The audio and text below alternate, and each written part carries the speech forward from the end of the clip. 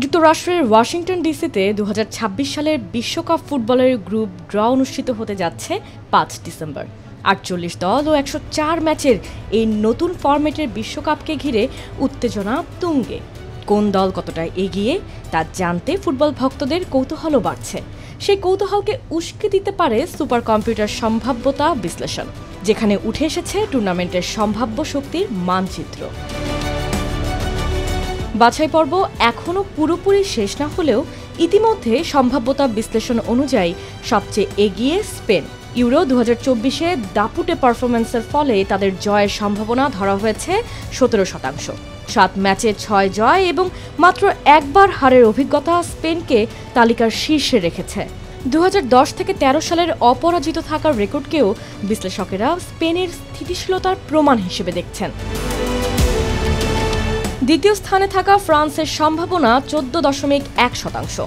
Didier দেশমের নেতৃত্বে দলটি এখনও শক্তিশালী, আর আছে কিলিয়ান এমবাপ্পে ও ব্যালন ডি'র জয়ী ওসমান দেমবেলের মতো তারকা। তাদের ফর্মই নির্ধারণ করতে পারে দলটি কত দূর যেতে পারে।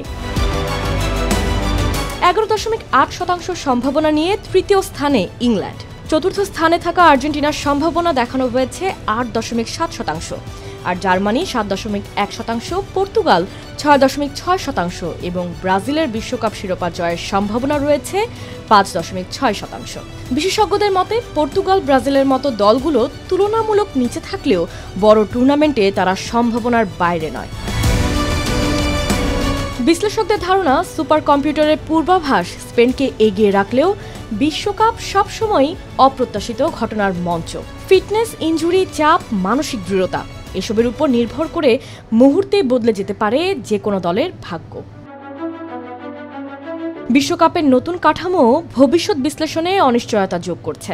৪৮ দলের এই বিশাল প্রতিযোগিতা, যেখানে আরও বেশি ম্যাচ, নতুন গ্রুপ সিস্টেম ও নকআউট পর্ব দলগুলোর পথচলা আরও জটিল করে তুলবে।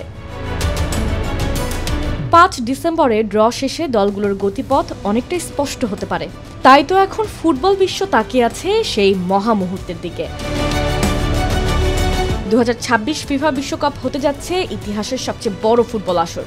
সম্ভাব্যতা, পরিসংখ্যান ও অনিশ্চয়তা মিলিয়ে এবারের টুর্নামেন্টে উত্তেজনার পারদ থাকবে তুঙ্গে, এবং শেষ পর্যন্ত যার মাথায় উঠবে গোল্ডেন ট্রফি, তার পথই হবে সবচেয়ে নাটকীয় গল্প।